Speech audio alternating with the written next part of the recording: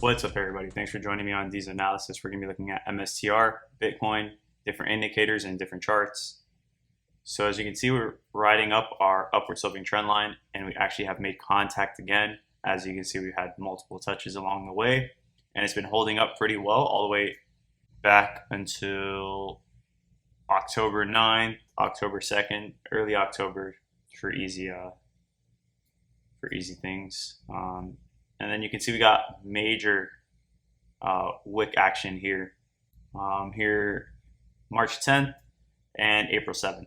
And now we are coming back to it. So we are at a key point right now where we have this upward sloping trend line. We have this key level here, and we have this downward sloping trend line. So something is going to happen.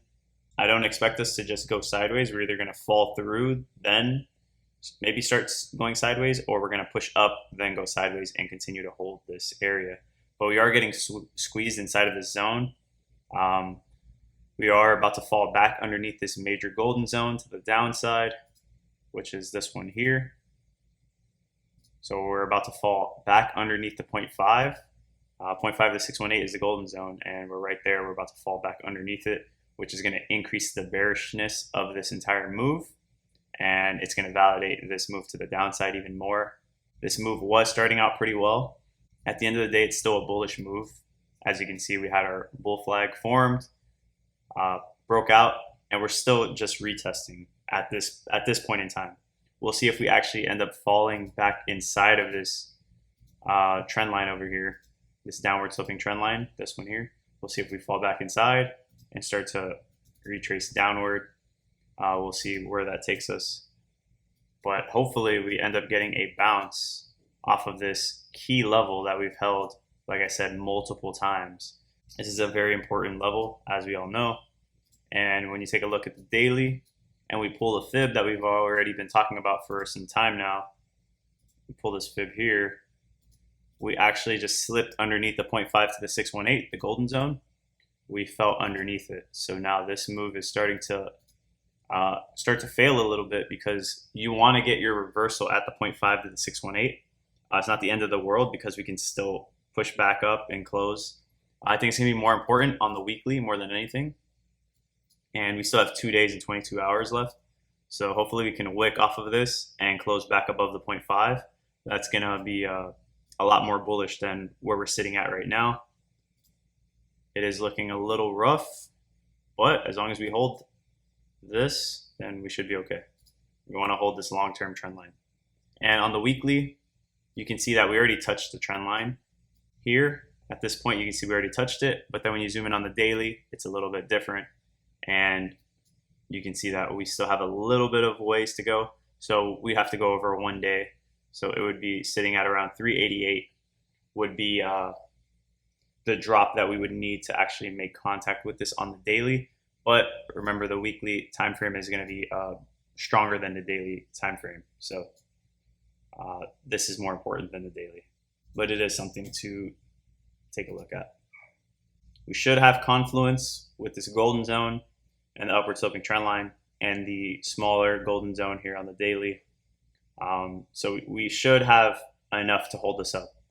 We have plenty. We have 1 trend line, 2 trend lines, and 2 golden zones.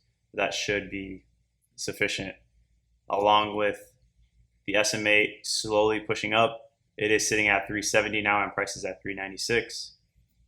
So we'll see if we actually come into contact with that or not. And on the daily, we actually just closed underneath our 50. So we were talking about this once we broke our 20. We were saying it's going to increase the likelihood of us touching the 20 and potentially pushing down to the 50, and it looks like that's exactly what we did. And now we're underneath the 50, which is not a good sign. And now that's going to increase the likelihood of us retesting the 50 and potentially, hopefully, finding a bounce off of these levels and reversing this thing back around. And one thing to note as well, we were talking about this level over here at 413. We were saying if we could get a close on the daily underneath 413, it's going to increase the likelihood of us retesting this level and then potentially falling to at least 400. It was really in this area here, but I just said 400 for easy numbers because it was really based off of this zone, but I wanted to do the top of the zone to get a more accurate or more, I guess, an easier target to hit. And it looks like we hit that 400 mark and actually continued falling even further. So hopefully we find that support off of this upward sloping trend line at this point. On the weekly Bollinger Band, we pushed right up to it and got rejected very hard off of it. And now we are on our way to the blue Bollinger Band. Hopefully we don't make contact with it, but we'll see. It kind of lines up with that 20-day SMA. And we fell underneath our middle band, the blue band on the daily. And it looks like we could potentially be trying to make it to the green band. We'll see if that actually happens. More than likely, we should get some kind of support, I would hope, before that, but we'll see where it takes us. On the weekly RSI, we have lost our nice trend that we had established. We were creating higher highs and higher lows. Nice little trend. We lost that, and we lost the yellow moving average, as you can see there. So we'll see if we can actually turn this thing back around, but we are still holding above the midline at the 50. We're sitting at 56 right now. So let's see if we can turn this thing back around and continue up higher. And as you can see on the daily, we had a double top, and this thing absolutely fell off a cliff, honestly. So it is underneath the midline, so we are headed towards oversold territory. And if we were to line that up, it kind of lines up with previous support and resistance somewhat. Maybe we could push down a little bit further. Maybe we'd make it all the way down here. But you can see we had multiple touches along this level here. So we have found support off of this level for the RSI for the daily previously. We'll see if we can turn this thing around and get a V-shaped recovery. So MSTR can have some strength pushing up higher. On the weekly MACD, we did get a red flip, and so that's not a good sign as well. It is starting to turn into somewhat of a double top, but it still looks like a bull flag more than a double top. But it could play out if we start to break underneath this orange moving average and then break underneath this 25.33. We could see a little bit of a downside on the MACD for the weekly. And like I said, we did get the red flip. So we want this thing to flip back green to get that momentum to the upside. And here we're still in bullish territory, but it is increasing momentum to the downside. As you can see, the volume's increasing to the downside in bearishness, and the blue has fallen underneath the orange. When you take a look at Bitcoin, you can see we're still holding this bull pennant. We're just squeezing tighter and tighter as the days go on. We've had 4 touches already. You can see these green circles here that I can delete now. So we've had our touches there and we've gotten rejected, but we are still creating a nice, structure. We did deviate a little bit to the upside, but overall it's creating higher highs and higher lows, or lower highs and higher lows, which is creating that bull pennant. And like we said, the measured move still takes us to 127 to 128, potentially to the midline, where we could potentially find a level of rejection, which we have seen previously in the past. This has acted as a level of support and resistance over a long period, and we are coming to that point at that dotted line. So we'll see how price reacts once we get there. We still have a little bit of ways to go. We're sitting at 117,780 at the moment, and we have fallen back under this upward sloping trend line. We closed back above on the weekly. Hopefully this is just a retest. We still have 5 days, so this thing has a little bit of time to wick back up and start to close back above this upward sloping trend line. But the structure is still incredibly bullish. Nothing really has changed. When you take a look here at this bull pennant, this looks very good. So I'm still kind of in the same position on Bitcoin.